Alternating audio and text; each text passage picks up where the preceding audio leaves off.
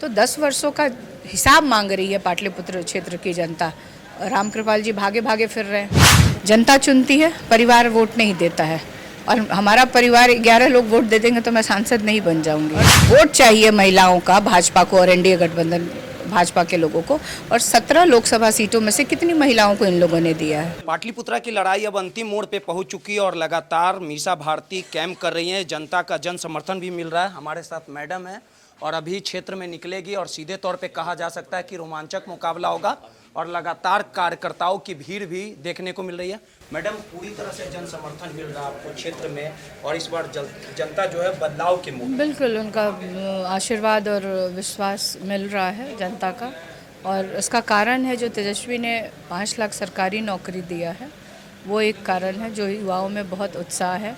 और दूसरा वहीं जो एनडीए गठबंधन ने जो वादे किए थे, बड़े बड़े वादे 10 वर्षों से जो प्रधानमंत्री जी ने वादे किए, स्थानीय सांसद महोदय रामकृपाल यादव जी ने जो 10 वर्षों में क्षेत्र में कोई काम नहीं किया, तो उसके प्रति आक्रोश भी काफ़ी जनता के अंदर है। लेकिन एक बात नहीं मानती, रोमांचक मुकाबला होगा और जिस प्रकार से आपके आने के बाद लगातार आपने क्षेत्रों में घूमा है, क्या कुछ सबसे ज़्यादा कमी देखने को मिली? जिस प्रकार से 2014 से ही रामकृपाल यादव है, कहा हर एक चीज़ समस्या को दूर किया जाएगा अगर आपको जनता मौका देती है, तो वो कौन समस्या सबसे देखिए, क्षेत्र की बात अगर करें, पाटलिपुत्र लोकसभा क्षेत्र की बात करें तो वहाँ विकास नाम की कोई चीज़ नहीं है। और वहाँ जब अगर पीने की पानी की ही व्यवस्था नहीं है तो आप इसी से अंदाज़ा लगा लीजिए कि क्षेत्र में उन लोगों ने कितना विकास किया होगा। तो 10 वर्षों का हिसाब मांग रही है पाटलिपुत्र क्षेत्र की जनता। रामकृपाल जी भागे भागे फिर रहे हैं। वो कह रहे हैं कि हमने सारी सड़कें बनवा दी, जितनी बिल्डिंगें बन रही है उन्हीं ने बना दी। आप सड़कों की स्थिति देख लीजिए। और डबल इंजन की सरकार है, केंद्र में भी और राज्य में भी। और तब पाटलिपुत्रा बिल्कुल पटना कहा जाता है और स्मार्ट सिटी बना रहे थे ये लोग। और वहाँ पानी पीने की समुचित व्यवस्था भी नहीं है, तो आप इसी से अंदाजा लगा लीजिए। सीधे तौर पे आरोप लगाया कि परिवारवाद करती है। 2014, 2019 हर समय तो मीसा भारती को टिकट दिया जाता है, अन्य कार्यकर्ताओं को दिया जाता है तो कुछ अलग बात रहती, लेकिन कार्यकर्ता तो आपको चाह रहे हैं। देखिए, ये लोकतंत्र है ना, डेमोक्रेटिक कंट्री है। जनता चुनती है, परिवार वोट नहीं देता है। और हमारा परिवार 11 लोग वोट दे देंगे तो मैं सांसद नहीं बन जाऊंगी जब तक जनता वोट नहीं देगी। और ये कौन लोग आरोप लगा रहे हैं जिन्होंने परिवार के सदस्यों को भर भर के टिकट दिया है और ये बात करते हैं कि महिला सशक्तिकरण की आधी आबादी की बात करते हैं और वोट चाहिए महिलाओं का भाजपा को और एनडीए गठबंधन भाजपा के लोगों को। और 17 लोकसभा सीटों में से कितनी महिलाओं को इन लोगों ने दिया है।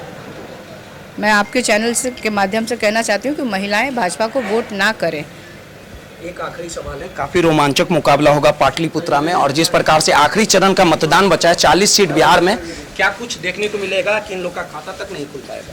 देखिए, 40 की 40 सीटें इस बार बिहार की जनता देने जा रही है, क्योंकि 14 में और 19 में इनको इतनी बड़ी संख्या में सांसद देने के बाद भी जो बिहार को धोखा देने का इन लोगों ने काम किया, बिहार के अधिकार के लिए, बिहार के हक के लिए, बिहार के डेवलपमेंट के लिए एक भी सांसद संसद भवन में आवाज़ नहीं उठाते हैं। कहा गया था कि विशेष राज्य का दर्जा मिलेगा, स्पेशल पैकेज मिलेगा, बिहार में फैक्ट्रियां लगेगी, जो बहुत बड़ी समस्या है बेरोजगारी और पलायन, लेकिन कोई काम नहीं हुआ है। तो बिहार की जनता इस बार इनकी विदाई तय कर रही है। यादव ने वो कर दिखाया है 17 महीनों में, ऐसा इतिहास रचा। ये किस दावे पे विदाई तय कर रखी है? 400 कह रहा, 400 के पार किस? नहीं, अब तो कोई नहीं, ये नारा तो कोई नहीं, प्रधानमंत्री जी ही नहीं लगा रहे हैं 400 पार, क्योंकि उनको पता चल गया है कि देश की जनता ने उनकी हवा निकाल दी है। अभी लाल कोठी जो क्षेत्र है वहाँ पे भी लोगों को पानी की समस्या भी। आप कहीं भी चले जाइए, किसी भी क्षेत्र में 6 विधानसभा है, मैं पाटलिपुत्रा की बात कर रही हूँ क्योंकि मैं और कहीं गई नहीं हूँ तो मैं और किसी क्षेत्र का नहीं बता सकती, बट मैं गांव-गांव, पंचायत, एक वार्ड जहाँ भी गई हूँ, पीने पानी की समुचित व्यवस्था भी नहीं है। नौकरियों की बात नहीं करते, महंगाई की नहीं। मैं कह रही हूँ, इस देश का चुनाव है, ये मुद्दों का चुनाव होना चाहिए था और ये 2 ही मुद्दे यहाँ पे अहम होने चाहिए थे, एक बेरोजगारी और दूसरी महंगाई। और हम लोग इसके साथ, देखिए, हमारा मैनिफेस्टो है, हमारी सरकार बनने जा रही है और हम लोगों ने कहा है हमारी सरकार बनते ही 1 करोड़ नौकरी देने की बात कही गई है। गरीब परिवार की महिलाओं को 1 लाख रुपए की सहायता राशि साल में देने की बात कही गई है। गैस सिलेंडर जो मोदी जी आज 1200 रुपये का दे रहे हैं, हम लोग 500 रुपये करने की बात कर रहे हैं।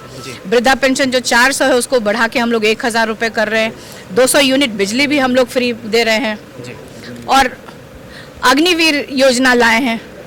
उसको हम लोग खत्म करके जैसे पहले की बातें होती थी उस तरह से हम लोग करेंगे। क्षेत्र पे में मीसा भारती जी थी और जिस प्रकार से लगातार रोमांचक मुकाबला होगा और सामने रामकृपाल यादव है और जिस प्रकार से मीसा भारती ने यह कहा है कि पाटलिपुत्रा के जनता के साथ रामकृपाल यादव ने पिछले 10 वर्षों के साथ छलावा किया है, लेकिन इस बार जनता जाग चुकी है और आने वाले 1 जून को जो आखिरी चरण का मतदान होगा उसमें जनता रामकृपाल यादव को और बीजेपी को करारा जवाब देगी। अब देखने वाली बात होगी कि इस पूरे खेल में आखिर रामकृपाल यादव हैट्रिक लगा पाते हैं या मीसा भारती इस बार चुनाव जीतती है। कैमरामैन अयाज के साथ रोहित, नटाज न्यूज, पटना।